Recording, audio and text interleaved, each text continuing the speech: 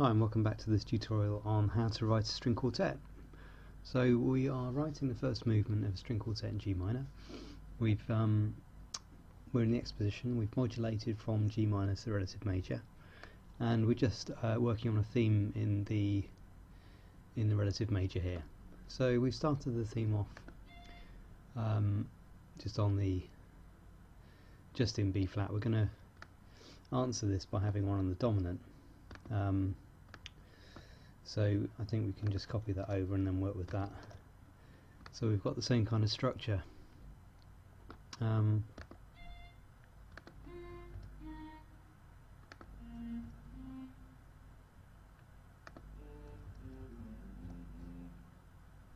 By the way, if you like these videos, please do subscribe to the channel, and if you've got any comments, please add them. You know, if you want me to cover anything else, I'm very happy to do so. So we're going to have this on the dominant seventh.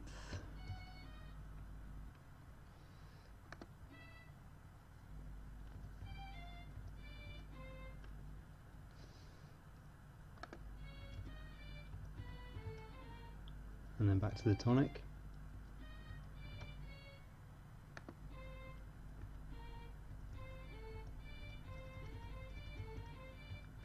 Okay, so we're just going to have that sharp in there, and then this will be on the tonic. And these ones as well.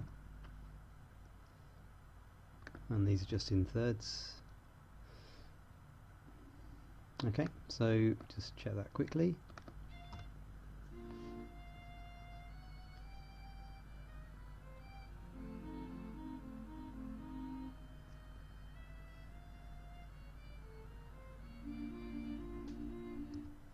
Okay, that sounds okay. Hope you can hear that. So what I'm going to do now is, I think we should continue with this idea in the first violin.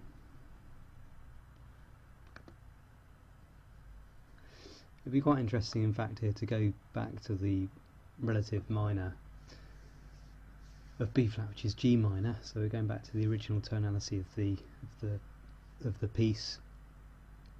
But obviously without so much, you know, we're just going to go into G minor for a short while and then come out of it. So it's nothing too serious, as it were.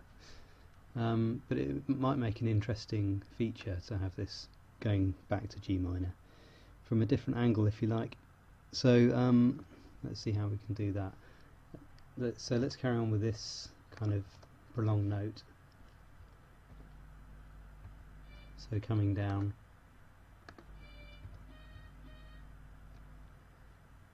yeah, I think that works quite well.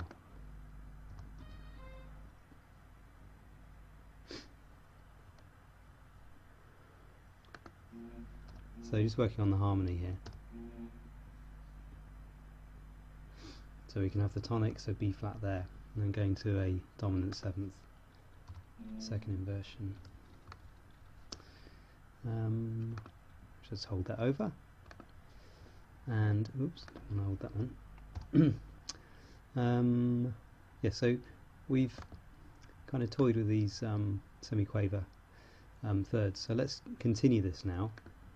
So we'll have a sustained pattern of these thirds, or well, not thirds, but this kind of motion. And then these will be sharps because we're going to the dominant seventh in G minor. What happened there? There we go. And similarly for the viola.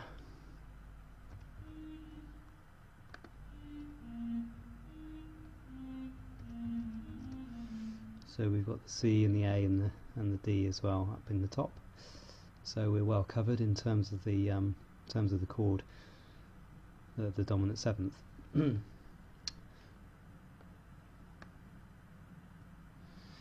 Now we could, I think what we'll do is, because we've got this good material here presenting the second subject, we'll want to repeat that. So maybe we can introduce the listener to this idea of going into G minor. So we'll just go into G minor, come straight out, and then repeat the second subject, and then we'll go into an extended period of G minor. I think that might work quite well. So maybe something like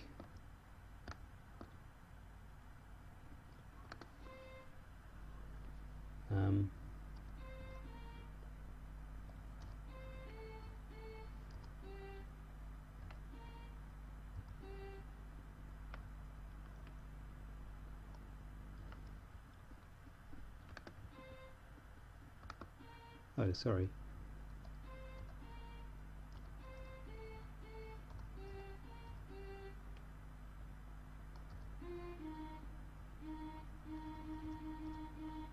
Okay, so I've just put some notes down there. So this is obviously be the G minor chord with an appoggiatura. So we'll just have that. So we're coming up from the F sharp here to the G in the second violin. We're coming, what have we got here? So we're going down in the G in the cello, and we'll want a D in the viola. We could just have that, just have some chords here.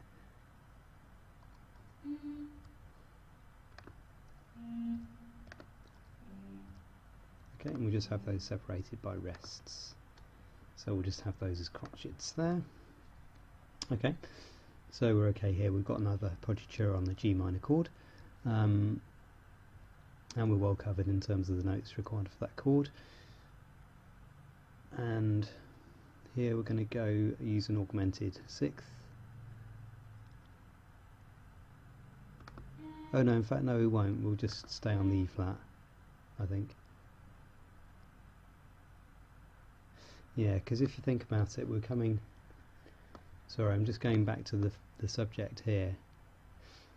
I'll show you what I'm thinking. It's probably best to... It's probably the easiest way to do it. So we don't want... This is a bit quavery, and let's have a bit more interest in it. To really bring out those appoggiaturas there. So some semi-quavers.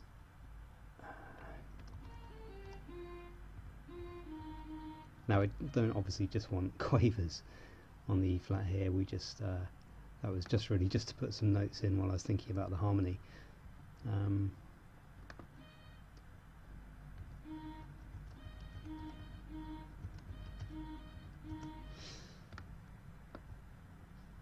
Okay, so we're on the chord of E flat first inversion, and we're going to go down to the F. Now, because the cello's gone down quite a way, we're going to bring it back up for symmetry. Okay, so we're going to do something like this, and then instead of using the augmented sixth, we could just have the flattened subdominant there in first inversion. So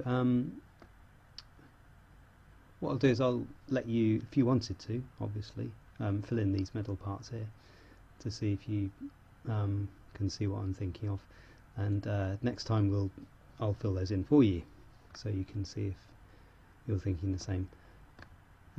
So let's just have a little play of it from the start of the second subject.